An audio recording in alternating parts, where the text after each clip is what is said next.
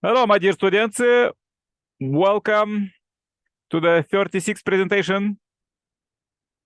Enjoy the presentation, use it in your works and manuscripts and researches. And for more information, the contact is below. Subscribe and share this message to billions. Let's go.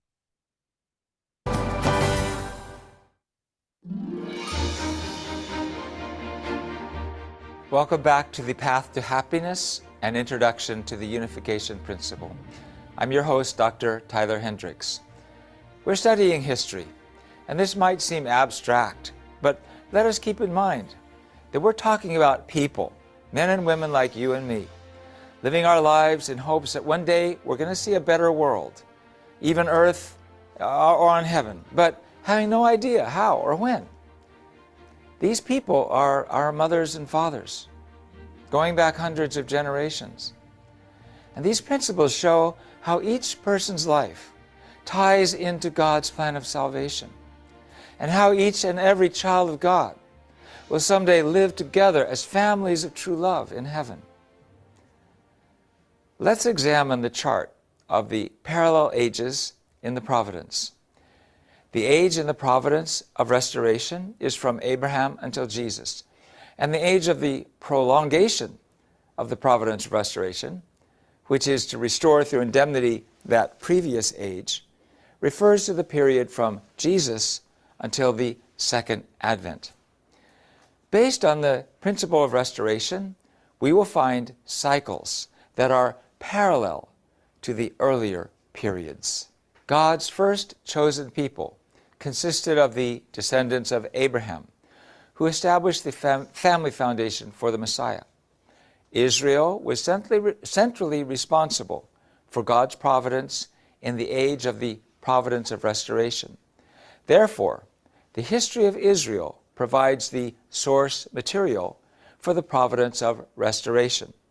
This age is made up of a 400-year period of slavery in Egypt, a 400-year period of rule by judges, a 120-year period of a united kingdom, a 400-year period of divided kingdoms, north and south, a 210-year period of exile and return, and a 400-year period of preparation for the Messiah.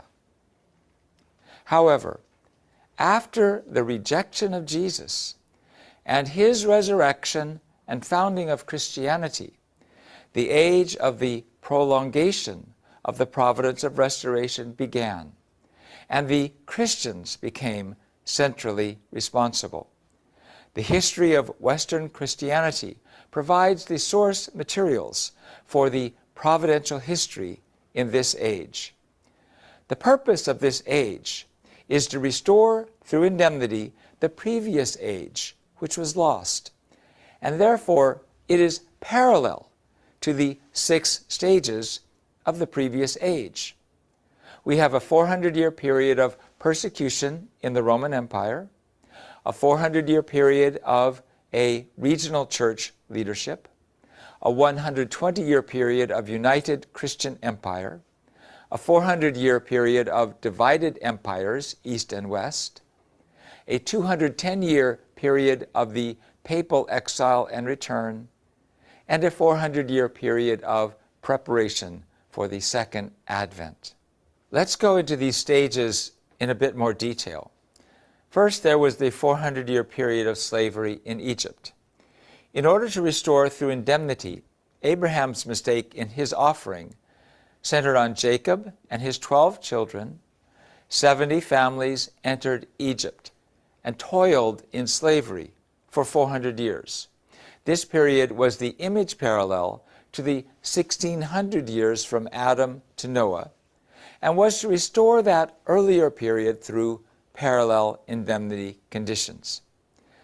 Second was the 400-year period of the judges. After the Israelites' exodus from Egypt in BC 1446, they entered Canaan. After Joshua led the Israelites into Canaan, 15 judges governed the tribes. After the first 12 judges, beginning with Othniel, were Samson, Eli, and Samuel. The judges filled the triple responsibilities of prophet, priest, and king. This period was the image parallel to the period of the 400 years from Noah to Abraham in the age of the symbolic parallels, and was to restore that earlier period through parallel indemnity conditions. Third was the 120-year period of the United Kingdom of Israel, BC 1050 to 931.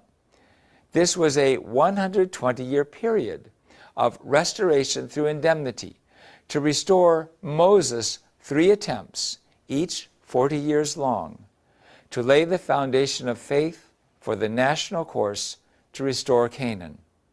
Therefore, in the period of the United Kingdom, King Saul reigned for 40 years, King David for 40 years, and King Solomon for 40 years, making a total of 120 years.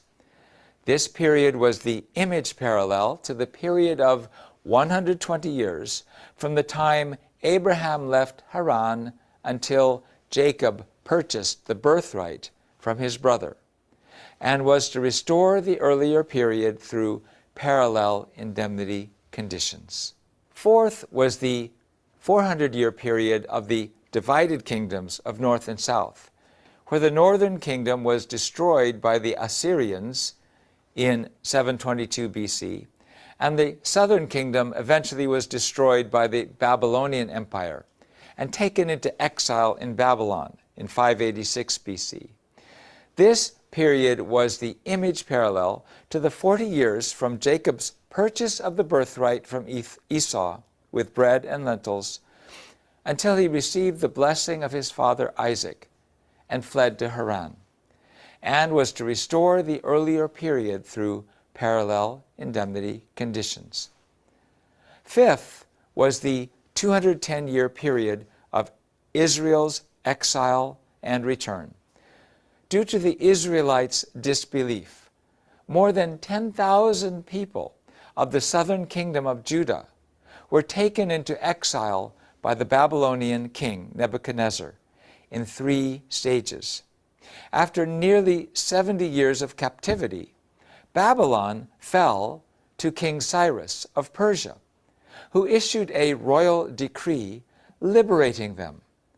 They returned to Jerusalem also in 3 stages.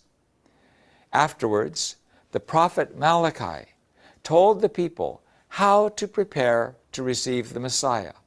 This period, from when the Jews were first taken into exile in Babylon until Malachi's prophecy, is the period of Israel's exile and return. This period was the image parallel to Jacob's 21-year period in Haran, and was to restore the earlier period through parallel indemnity conditions. Sixth is the 400-year period of preparation for the advent of the Messiah. After the Jewish people returned to their homeland, they built the Second Temple and the city walls, and based on Malachi's prophecy, began as a nation to prepare for the Messiah. From that time until the birth of Jesus was a period of 400 years, the period of preparation for the advent of the Messiah. This period was the image parallel to the 40-year period extending from the time Jacob returned to Canaan until his family entered Egypt at the invitation of his son Joseph, and was to restore the earlier period through parallel indemnity conditions. Now, let's knit that together with the age of the prolongation of the providence of restoration. The age of the prolongation of the providence of restoration was to restore through substantial parallels the age of the providence of restoration. First was the 400-year period of persecution in the Roman Empire. Because the people failed to follow Jesus, early Christians underwent a period of comparable suffering. comparable to the period of slavery in Egypt through the persecution of the Roman Empire for 400 years. Emperor Constantine formally recognized Christianity as a legal religion in 313 AD, but actually persecution continued after that, until finally Emperor Theodosius established Christianity as the state religion in 392. This period was the substantial parallel to the Israelites' 400-year period of slavery in Egypt, and its purpose was to restore that earlier period through parallel indemnity conditions. Second was the 400-year period of regional church leadership. The period of regional church leadership began when Christianity was declared the state religion of the Roman Empire and ended with the enthronement of Charlemagne in 800 AD, which signaled the ascendancy of Rome among the 5 church regions. This period was the substantial parallel to the 400-year period of the Judges, and its purpose was to restore that earlier period through parallel indemnity conditions. Third was the 120-year period of Charlemagne's Christian Empire. This period of 120 years began with Charlemagne's enthronement as the emperor crowned by the Pope, and ended after 3 generations in 919, when Henry I was elected king of the German lands. This period was the substantial parallel to the 120-year period of the United Kingdom of Saul, David, and Solomon, and its purpose was to restore that earlier period through parallel indemnity conditions. Fourth was the 400-year period of the divided kingdoms of East and West. This period of 400 years began after the period of the Christian Empire and ended in 1309, when the papacy moved to Avignon in what is now southern France. Although when the empire was first divided, it was split into the kingdoms of the East Franks, the West Franks, and Italy. Italy soon reverted to the rule of the East Franks, and together these constituted the Holy Roman Empire. This period was the substantial parallel to the 400-year period of the divided kingdoms of North and South after Solomon, and its purpose was to restore that earlier period through parallel indemnity conditions. Fifth was the 210-year period of the papal exile and return. The earlier period was from when the Jewish people of the kingdom of Judah in the south became faithless and failed to uphold the holiness of the temple, and were consequently taken into exile in Babylon until they returned to Israel and rebuilt the temple, a period of 210 years. 2,000 years later, in 1309, Pope Clement V was forced to move the papacy from Rome to Avignon and live there under the control of the kings of France. Later, the papacy returned to Rome, but the instability continued. This period lasted 210 years and led up to the Protestant Reformation in 1517. Sixth was the 400-year period of the preparation for the second advent of the Messiah. This period was to restore the earlier preparation for the advent of the Messiah, starting after Malachi's prophecy and leading to the birth of Jesus Christ through parallel indemnity conditions. By these parallels, 400 years after Martin Luther's renunciation of Roman authority would bring us to the eve of the second advent of Christ on earth. Luther's Protestant Reformation opened the way for free Christian churches by rejecting the absolutist system centered on the Pope. The Bible was translated into English, German, and other popular languages, allowing anyone to have the freedom to practice their faith directly from the Bible. It was a revolutionary change. This gave birth to populist faith, which allows the individual the freedom and responsibility to recognize the second advent of the Messiah. We see that the unification principle integrates the principles of the creation, human fall, the development of human faith and love, as well as science and economy, into one overarching ideal of true love and true families. So it all comes down to our lives and our families. It is about how God is working through us to bring these ideals, to liberate all people, and bring His dwelling place to earth. But how does all this make its way into the 21st century? Social media, terrorism, gay marriage, healthcare crisis, environmental crisis.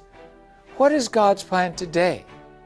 We'll find our way there by looking at the last 400 years in this sweeping drama, this panorama of parallels of history leading up to the 20th century. Thanks for listening, and may God grant us all the ability to live in His love.